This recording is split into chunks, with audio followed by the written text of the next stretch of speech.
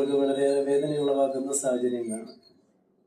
അത് അതുപോലെ തന്നെ പ്രകൃതി ദുരന്തങ്ങൾ എന്ന് പറയുമ്പോൾ നമ്മൾ നേരിട്ട് നേർക്കാഴ്ചയായതാണ് മുണ്ടക്കൈ എന്ന് പറയുന്ന മുണ്ടക്കൈയിലുണ്ടായ ദുരന്തം. അതിനെക്കുറിച്ച് ഞാൻ കുലകഷമായിട്ട് ചിന്തിക്കുകയും ഒരു കവിത എഴുതുകയും ചെയ്തു. ഇനിയില്ല മുണ്ടക്കൈ. അത് വളരെയേറെ ചർച്ചയായ ഒരു കവിതയാണ്.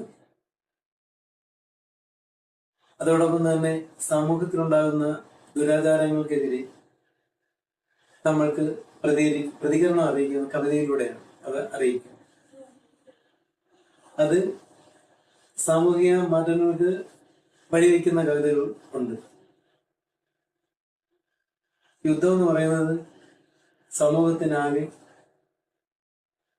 തീക്ഷ്ണമായ നഷ്ടങ്ങളും തീരാ ദുഃഖങ്ങളും കളങ്കങ്ങളും ഉണ്ടാക്കുന്ന ഒരു പ്രവണതയാണ് യുദ്ധം എന്ന് പറയുന്നത്.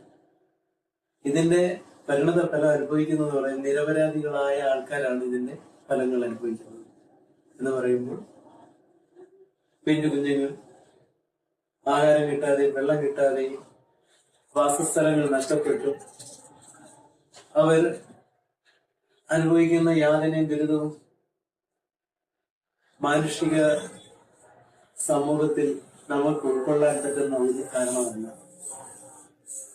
യുദ്ധം ചെയ്യുന്ന ഇത് മറ്റൊരാൾക്കാർ അതിന് അനന്തരഫലം അനുഭവിക്കുന്ന നിരപരാധികളും. യുദ്ധം എന്ന് പറയുന്നത് ഒരു വ്യാവസായിക ചിന്തയുടെ ഉപോൽപ്പന്നമാണ് ഒരു യുദ്ധം എന്ന് പറയുന്നത്. ബഹുരാഷ്ട്രങ്ങൾ ഉണ്ടാക്കി വെച്ചിരിക്കുന്ന മാരകമായ ആയുധങ്ങളുടെ പ്രകടശേഷി എത്രത്തോളം ഉണ്ട് എന്ന് ബോധ്യപ്പെടുത്തുന്നതാണ് യുദ്ധം. അതിനനുസരിച്ച് അവരുടെ വെപ്പൺസിന് പ്രകടശേഷിയും ദിശാബോധവും കൊടുത്ത് അധിക പ്രഹരശേഷി വരുത്തുന്നതിന് വേണ്ടി ഉള്ളൊരു ടെസ്റ്റാണ് യുദ്ധം എന്നാണ് എൻ്റെ ഒരു കണക്കൂട്ട്.